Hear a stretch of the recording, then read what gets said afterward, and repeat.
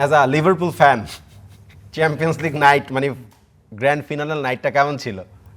Actually football was not that entertaining, কেননা champions league ফাইনালটা আপনি দর্শক হিসেবে তো দেখেছি, সো ওই অ্যাড্রেনালিনের যে ব্যাপারটা, যে চ্যাম্পিয়ন্স লিগ ফাইনাল মানে দুর্দান্ত কিছু দেখব, ওরকম কিছু আসলে দর্শক হিসেবে প্রত্যাশাটা পূরণ হয়নি।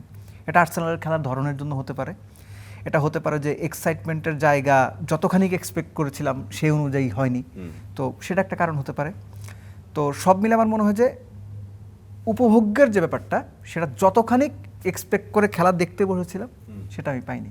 বাট দেন এগেইন যে আপনার পিএসজিকে হ্যাটস অফ, কেননা এরকম পরপর দুটো মৌসুমে অ্যাপার্ট ফ্রম রিয়াল মাদ্রিদ বা সেই সময়ের 50s পরে বোধহয় বেনফিকা বা আয়াক্স আমস্টারডাম, এদের পর আসলে এরকম কিছু দেখা যায় না। চ্যাম্পিয়ন্স লিগ হওয়ার পরে শুধু রিয়াল এবং পিএসজির সেটাই বললাম আমি, রিয়াল মাদ্রিদকে সরিয়ে যদি বলি, কারণ রিয়াল মাদ্রিদের ব্যাপারটা আলাদা। আলাদা। সো অন্যান্য টিম এরকম কিছু করতে পারে, একটা টিম পার্টিকুলার যখন চ্যাম্পিয়ন্স লিগটা জিতলো, পরের চ্যাম্পিয়ন্স লিগ ফাইনালে ওই ম্যাচের গোলকিপার বাদে আউটফিল্ড প্লেয়ার 10 জনই মানে রয়েছে, এরকম আমি মানে শুনিনি কখনো, আমি জানিও না, ইতিহাসবিদরা ভালো বলতে পারবেন।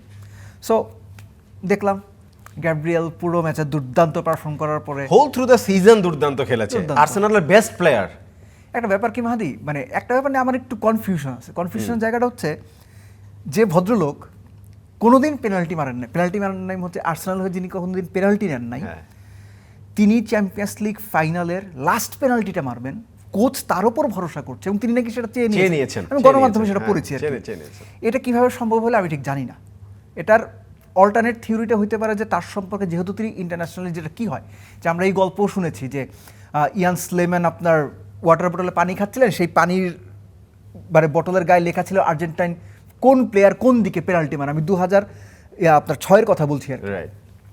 তো ওই সময়টাতে এগুলো আমরা পড়তাম, খুব মজা পেতাম। তো ওরকম কিছু কি যে অপোনেন্টকে ভরকে দেওয়ার একটা চেষ্টা, যে যিনি কখনো আর্সেনাল জার্সিতে পেনাল্টি বা টাই ব্রেকারে যাননি, সো তার সম্পর্কে তথ্য থাকবে না, তিনি প্র্যাকটিস ম্যাচে নাকি কখনো পেনাল্টি মিস করেন না। সো এই ট্রিকটা হয়তো আর্তেতা খাটাতে পারেন। এখন অনেক কথা হবে, আমি হয়তো প্রশংসা করবো, আপনি হয়তো সমালোচনা করবেন, যদি গোলটা হয়ে যেত এই আলোচনা এক্সিস্টই করতো না। কিন্তু দিন শেষে এগুলোর জন্যই আসলে ফুটবল, এগুলো আলোচনার জন্যই ফুটবল বা যে কোনো স্পোর্টস আনন্দময়, এগুলোর জন্য আসলে বেঁচে থাকা।